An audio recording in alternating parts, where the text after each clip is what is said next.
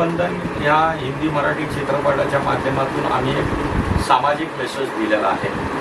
एक आदिवासी गरीब मुलीची त्यातली गरीब कथा आम्ही दाखवलेली आहे की रक्षाबंधनच्या दिवशी त्या मुलीला अचानक समोर राख्या दिसतात आणि त्या राख्याचं जी चमचमाती उजेड ती तिच्या डोळ्यात पडतात आणि ती बापाला म्हणते की ह्या राख्या त्या पद्धतीचा फ्रॉक मला पाहिजे आणि मी माझ्या भावाला राखी बांधेन। पण दुर्दैव असं की तो आदिवासी बाप असतो, त्याची चूल व्यवस्थित भेटत नाही, तर तो नवीन फ्रॉक त्या मुलीला कुठून आणून देणार। मग तो बाप काय करतो की खूप विचार करतो, विचार केल्यानंतर तिचा जो जुना फ्रॉक असतो तो तिला माहीत नाही, रात्रीचा घेऊन जाऊन आपल्या मित्राकडे जातो, ज्याची कलर मारायची कंपनी असते, म्हणजे कपड्यांना कलर मारणारी कंपनी। तो त्याचा जवळचाच मित्र असतो, त्याला म्हणतो हा फ्रॉक मला नवीन तू बनवून देशील का, ते पण चमकता पाहिजे। तो म्हणतो का नाही, जुन्या कपड्याला नवीन कपडे बनवणे आमचं काम आहे आणि मी बनवेतो। तो म्हणतो किती पैसे लागतील ते मी मेहनत करून दे। तो म्हणतो की माझ्या तू जवळचा माणूस आहे, तुझी मुलगी माझी मुलगी आहे, तू माझ्या बायकोला बहीण म्हटलेली आहे, त्या राखी रक्षाबंधनच्या माध्यमातून तुझ्याकडून काय पैसे घेणार, पण मी तुला फ्रॉक चांगला नवीन चमचमाता बनवून दे। आणि तो देतो, ती मुलगी ती फ्रॉक घालते, घातल्यानंतर तिचा जो उत्साह आहे जे एका गरीब आदिवासी मुलीचा, म्हणजे आजही आपल्याकडे भारतामध्ये असे पीडित लोक आहेत की ज्यांना असं सुंदर फ्रॉक घालायला मिळत नाही। आम्ही लोकांसाठी भरपूर करतो असं वाटतं, पण आम्ही किती केलं तर कमी आहे। म्हणजे अगदी मी डॉक्टर बाबासाहेब आंबेडकरांचा मुद्दाम घेईन की त्यांनी संपूर्ण पीडित लोकांना एवढं मार्गदर्शन केलं, तरी आज पीडित लोकांची परिस्थिती तशीच्या तशीच आहे। काही लोक मोजके मोठे झाले ते पीडित लोकांना मदत करतात। खास करून मी ज्यांच्या बाजूला बसलोय आम्ही त्यांना सुप्रीमो बोलतो, तुम्ही सगळे मीडियाचे लोक त्यांना माझ्यामुळं ओळखताय। म्हणजे मी भारतामध्ये माझे पत्रकार जेवढे त्यांना ओळखतात सुप्रीमो का, कारण ते सरकारही सांभाळतात, कार्यही सांभाळतात आणि सामाजिक कार्य मोठ्या प्रमाणात, आम्ही तर काही करत नाही तेवढं कार्य ते करतात। परंतु त्यांनी एकट्याने करून किंवा मी एकट्याने करून सामाजिक कार्य भासत नाही। आमच्या देशाच्या राष्ट्रपती मी तुमच्यातर्फे विनंती करेन की त्याही आदिवासी आहेत, आजही आदिवासी लोकांची ते समस्या आहेत, त्यांनी कुठंतरी त्या समस्येसाठी चांगली योजना आणाव्यात। आणि जे CSR फंडवाले आमच्याकडे मोठमोठे उद्योगपती आहेत, जे CSR फंडच्या नावाखाली काय क्राईम पण करतात, त्या लोकांनी पण ते CSR फंडातून काही रक्कम काढून नुसतंच आदिवासी नाही, देशातले जेही जरूरतमंद पीडित आहे, मग ते कुठल्याही जाती धर्माचे असो, ते दलित असो, मुस्लिम असो, हिंदू असो, ख्रिश्चन असो, गरजवंतांना त्याची मदत मिळाली पाहिजे। असं आम्ही त्या एका छोट्या फ्रॉकवरून, गरीब आदिवासी मुलीच्या फ्रॉकवरून हा संदेश दिला, रक्षाबंधन। सर तुम्ही काय के रविदादांची माझी जुनी मैत्री आहे आणि आमच्या मैत्रीचा धागा म्हणजे समाजसेवा। ते सुद्धा समाजसेवा करतात, मी सुद्धा समाजसेवा करतो आणि प्रत्येक नागरिकाचं कर्तव्य आहे की समाजसेवेला त्यांनी वाहून घ्यायला पाहिजे। म्हणजे समाजातील वंचितांना, पण मी तुला फ्रॉक चांगला नवीन चमचमाता बनवून दे। आणि तो देतो, ती मुलगी ती फ्रॉक घालते, घातल्यानंतर तिचा जो उत्साह आहे जे एका गरीब आदिवासी मुलीचा, म्हणजे आजही आपल्याकडे भारतामध्ये असे पीडित लोक आहेत की ज्यांना असं सुंदर फ्रॉक घालायला मिळत नाही। आम्ही लोकांसाठी भरपूर करतो असं वाटतं, पण आम्ही किती केलं तर कमी आहे। म्हणजे अगदी मी डॉक्टर बाबासाहेब आंबेडकरांचा मुद्दाम घेईन की त्यांनी संपूर्ण पीडित लोकांना एवढं मार्गदर्शन केलं, तरी आज पीडित लोकांची परिस्थिती तशीच्या तशीच आहे। काही लोक मोजके मोठे झाले ते पीडित लोकांना मदत करतात। खास करून मी ज्यांच्या बाजूला बसलोय आम्ही त्यांना सुप्रीमो बोलतो, तुम्ही सगळे मीडियाचे लोक त्यांना माझ्यामुळं ओळखताय। म्हणजे मी भारतामध्ये माझे पत्रकार जेवढे त्यांना ओळखतात सुप्रीमो का, कारण ते सरकारही सांभाळतात, कार्यही सांभाळतात आणि सामाजिक कार्य मोठ्या प्रमाणात, आम्ही तर काही करत नाही तेवढं कार्य ते करतात। परंतु त्यांनी एकट्याने करून किंवा मी एकट्याने करून सामाजिक कार्य भासत नाही। आमच्या देशाच्या राष्ट्रपती मी तुमच्यातर्फे विनंती करेन की त्याही आदिवासी आहेत, आजही आदिवासी लोकांची ते समस्या आहेत, त्यांनी कुठंतरी त्या समस्येसाठी चांगली योजना आणाव्यात। आणि जे CSR फंडवाले आमच्याकडे मोठमोठे उद्योगपती आहेत, जे CSR फंडच्या नावाखाली काय क्राईम पण करतात, त्या लोकांनी पण ते CSR फंडातून काही रक्कम काढून नुसतंच आदिवासी नाही, देशातले जेही जरूरतमंद पीडित आहे, मग ते कुठल्याही जाती धर्माचे असो, ते दलित असो, मुस्लिम असो, हिंदू असो, ख्रिश्चन असो, गरजवंतांना त्याची मदत मिळाली पाहिजे। असं आम्ही त्या एका छोट्या फ्रॉकवरून, गरीब आदिवासी मुलीच्या फ्रॉकवरून हा संदेश दिला, रक्षाबंधन। सर तुम्ही काय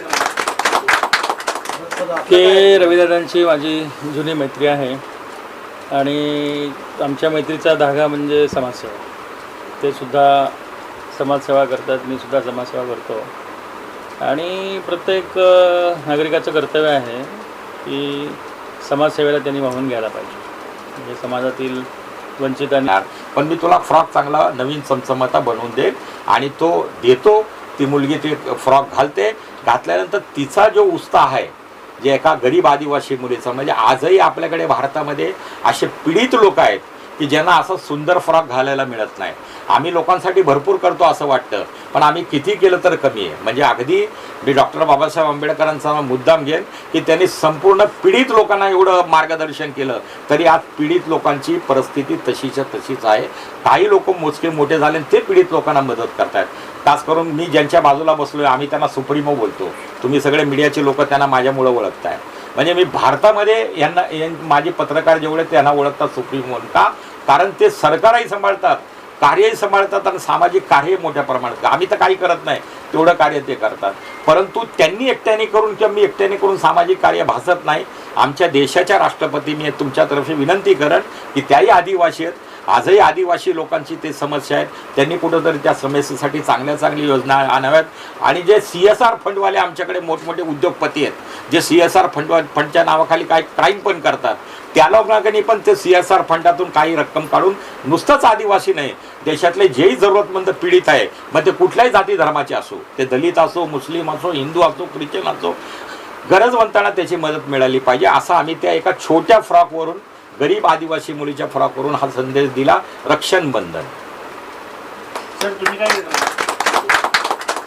के रविदादांची माझी जुनी मैत्री आहे आणि आमच्या मैत्रीचा धागा म्हणजे समाजसेवा. ते सुद्धा समाजसेवा करतात, मी सुद्धा समाजसेवा करतो. आणि प्रत्येक नागरिकाचं कर्तव्य आहे की समाजसेवेला त्यांनी वाहून घ्यायला पाहिजे. म्हणजे समाजातील मस्त होता. मज्जा खूप आली करताना. आणि हे जे कॅरेक्टर आहे ती अशी खूप नॉटी आहे, पण हा पिक्चर जो आला आहे म्हणजे तो खूप छान आहे आणि खूप मजा येईल. तुम्ही नक्की पहा. तुम्ही काय सांगा? खूप छानच सोशल मेसेज जातोय हा, आणि सरांनी आणि खूप याच्यावर काम केलं आहे.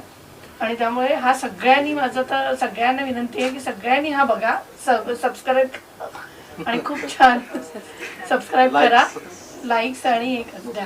खूप खूप सुंदर मूवी आहे. दादांना तुम्ही ते बॉलिवूडच्या प्रत्येक याच्यामध्ये बोलत करता. तुमचा पुढचा प्रोजेक्ट एकदम ग्रँड असणार आहे, त्याची तयारी कुठपर्यंत झालेली आहे? हा सांग आपला प्रोजेक्ट. हा सांगते मला, काय मीडिया आहे सगळे, येऊ दे. आमचे 2-3 प्रोजेक्ट आहेत आता लेटेस्ट. 2 तर इव्हेंट्स आहेत मोठे.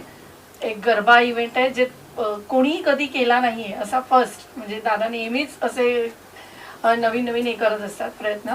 सो तो हा आता पूर्णपणे नवीन आहे की असं कोणी जगातच नाही कोणी केलेलं आहे. हे आम्ही पहिल्यांदा करतोय. बोटीवर गरबा करतोय. दांडिया की कस्ती में लहरों की मस्ती में त्याचं नाव आहे. दांडिया की कस्ती में लहरों की मस्ती. पाण्यामध्ये आणि पंचतारांकित इव्हेंट आहे तो. इतिहासात पहिल्यांदा करतोय. कॉपीराईट आपल्याला मिळून 1 वर्ष झालंय पूर्ण. असे बरेच आहेत पुढे त्याच्यामध्ये. कोणाचा प्रश्न अजून हिंदीवर लॉन्च किया आपने? कौन से यूट्यूब चैनल पे आएगा उसका नाम बताइए ना. ये ऑलरेडी यूट्यूब पे ही आएगा. ये चैनल का नाम क्या है? कोई चॅनल है, डायरेक्ट यूट्यूब पे जाएगा. डायरेक्ट यूट्यूब पे. कुणाला? ते करतोबा मूवीज. सर शूटिंग कहाँ पे किया सर इसका? इसका पनवेल में गांव हमने 1 दिन के लिए किराए पर लिया था और सुबह शुरू किया 9 बजे शूटिंग, रात को 3 बजे खत्म किया. पूरा रात में लाइट बार दिन में जाती थी. बारिश बहुत था, काफी बारिश था. हम लोग ने शूट बहुत तकलीफ में किया, लेकिन पूरा 5 स्टार टाइप का शूटिंग हम लोगों ने किया. मतलब किसी चीज का एका दिवसात पूर्ण केलं. आणि एडिट व्हिडिओ होऊन आता हा अमर DOP आता 30 म्हणजे मला वाटतं अर्ली मॉर्निंग तो हे सगळं घेऊन आलाय. म्हणजे 3 दिवसामध्ये पूर्ण झालं. मी तर जास्त नव्हतं अवेलेबल, मी दौरे चालू होते, पण ते केलं पूर्ण. आणि यांचाही वेळ एकदम इमर्जन्सी घेतला. ऍक्च्युली यांना घेऊन म्हटलं माझी टीम तुम्ही असाल तिथं, दिल्ली असेल, कलकत्ता असेल तिथं आम्ही सगळे येऊ. पण हे मुंबईत होते, ते आपलं सुदैव आणि ते आपण केलं. तर मला वाटलं अर्ध्या तासामध्ये आठवेल. पण हे बघा ये टाइटल ही क्यों दिया आपने सर? आपका मोटिव क्या है? नहीं, टाइटल कैसा कि है रक्षाबंधन आज का दिन है और रक्षाबंधन के माध्यम से बहनों की रक्षा होना जरूरी होता है. तो हमने ये सोचा कि एक बंधन है, उस बंधन को और क्यों मजबूत न किया जाए. तो रेशम की डोरी ऐसे सब लोग बोलते हैं, हमारी मजबूत डोरी है जो बहन की रक्षा करती है. और एक बच्ची के माध्यम से हमने इसको बताया. मी दादांसोबत गेली 15 ते 16 वर्ष आहे आणि गायकवाड सरांनाही मी आज 8 ते 10 वर्ष झाले ओळखतोय दादांच्याच माध्यमातून. ह्या पिक्चरचा अनुभव असा आहे की यात मला दादांनी संधी दिली काम करण्याची, पण यात ज्या गोष्टी दाखवल्या गेल्या आहेत सामाजिक दृष्टिकोनातून त्या नक्कीच प्रेरणादायी आहेत आणि याने काहीतरी मोटिवेशन्स होणार समाजामध्ये याची मला खात्री आहे. आणि प्रत्येकाने आवर्जून हा पिक्चर पाहावा अशी मी प्रत्येकाला विनंती करतो.